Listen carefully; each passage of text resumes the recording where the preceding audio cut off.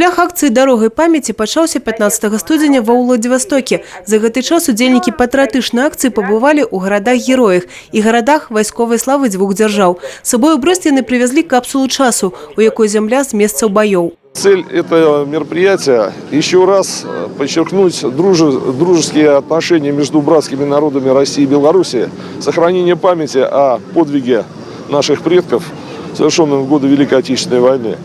И, безусловно, это, конечно же, акция направлена на патриотическое воспитание нашей молодежи, воспитание дружбы. Удзельнікі патрыятычнай акцыі – ветэраны следства, кадэты и студенты адукацыйных установ Следчага комитета России. Я считаю, что очень важно знать о том, что вот солдаты защищали так нашу родину, чтобы в будущем мы смогли ее также защитить. По моему мнению, каждый должен знать, потому что прадеды и деды воевали.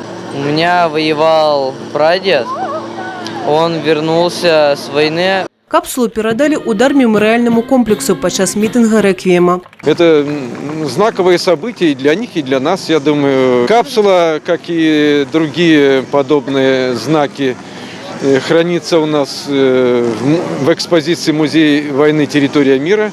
И мы сейчас ее как раз и передали. Через некоторое время она будет установлена в экспозиции.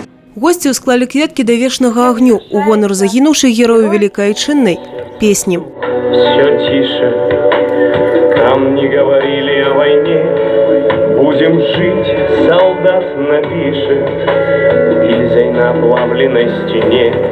Евгения Мороз, Александр Сивицкий, телерадиокомпания «Брест».